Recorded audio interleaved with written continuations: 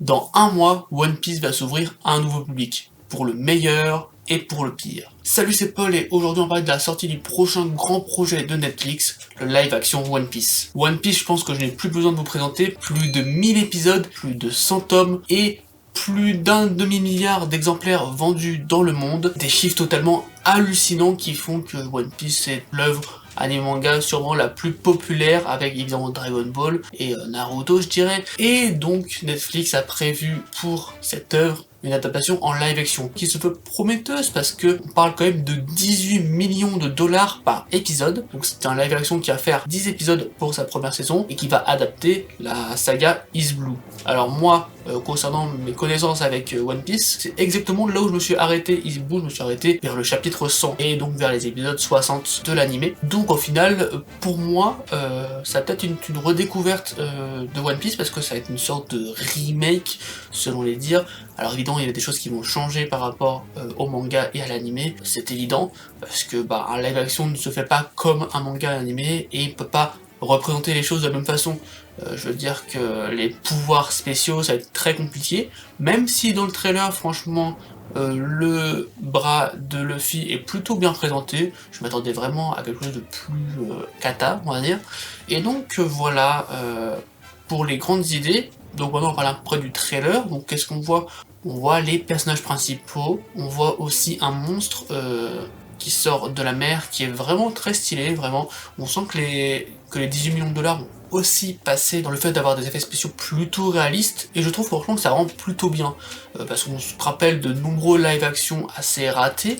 Le dernier en date qu'on peut citer du côté de Netflix, c'est celui qui est censé être le live action de Cowboy Bebop, qui a été cancel pour la suite, parce que c'était vraiment raté selon les fans. Après on peut citer l'adaptation de Death Note par Netflix, on peut citer également plus récemment Saint Seiya, qui a fait un nouveau film qui a vraiment été une catastrophe. Donc globalement, dans les œuvres populaires, c'est assez compliqué d'avoir des bons live action. Mais il y a quelques surprises, on peut citer notamment Kingdom, live action qui est assez populaire et de tout ce que j'entends assez réussi. Et globalement, tous les mangas un peu réalistes, généralement c'est réussi. Donc c'est vraiment un peu tout ou rien les adaptations live action, c'est un peu comme les animés au final, mais faut retenir que plus il y a de pouvoir, plus il y a d'effets spéciaux à mettre, plus c'est compliqué pour l'industrie de la live action qui se veut réaliste, donc il faut que ce soit pas des pouvoirs qui soient trop cartoonesques non plus. Et dans le cas de One Piece, on peut s'attendre à quelque chose de très cartoonesque, mais finalement ça va, on arrive à joindre les deux bouts, je trouve, dans ce trailer là.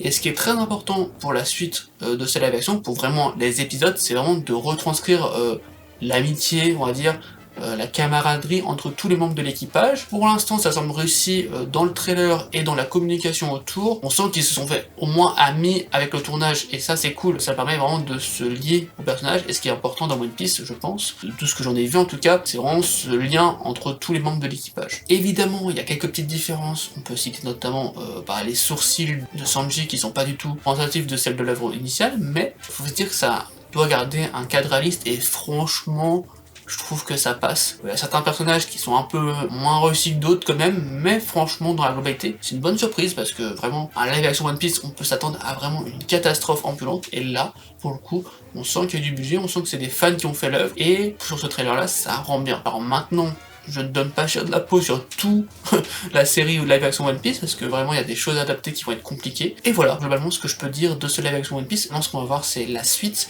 quand les épisodes seront sortis, si ça va être adapté de la bonne façon. Et aussi au niveau du rythme, parce que 10 épisodes pour faire tout Is Blue, je pense qu'ils vont devoir skipper des choses. En tout cas, ça va être très intéressant de voir, parce que vraiment, un live action, ça permet de s'ouvrir à un nouveau public, qui s'en fiche des mangas, qui s'en fiche des animés, ils vont pouvoir regarder One Piece pour la première fois, à voir si ça réussit à toucher ce public-là, ce qui est pas sûr honnêtement, parce que c'est quand même une œuvre qui transpire, on va dire, la culture animée manga, quoi, donc je sais pas si les gens vont vouloir se lancer dans ça. En fait, si t'es pas fan des animés manga, je sais pas si t'as envie de lancer la version One Piece, vraiment réussir à convaincre ces personnes-là. Et je pense que c'est le but de l'adaptation, c'est même ce qu'a dit Eiichiro Oda, c'est que c'est un peu la dernière chance pour lui que One Piece soit connu dans le monde entier vraiment. Et de l'autre côté, je sais pas si ça va ramener beaucoup de gens vers le manga, vers l'anime, ça c'est à voir. Mais je pense que ça va peut-être se suffire à lui-même. Aussi, faut voir s'ils vont adapter la suite, parce que bon, ils adaptent Isboo, mais il y a tellement de choses à adapter dans One Piece que est-ce qu'ils vont faire 15 saisons pour tout adapter? Je sais pas, on va devoir skipper des choses parce que le manga n'est toujours pas fini, déjà plus de 1000 chapitres, ça va être compliqué, il va falloir faire vraiment beaucoup de saisons pour tout adapter, puis les gens tiennent sur le rythme, et puis même niveau de la production, ça va coûter hyper cher, donc je sais pas si ça va être un projet vraiment one shot ou s'il va y avoir une suite prévue qui va vraiment se faire. Mais en tout cas, voilà, on sent que Netflix doit toujours adapter de plus en plus de manga et l'animé, en bien comme en mal. On sait aussi qu'il y a Yu Yu Hakusho dans les parages, l'œuvre de Togashi, qui ne donne pas trop de nouvelles, donc ça, pour le coup, je pense que c'est un peu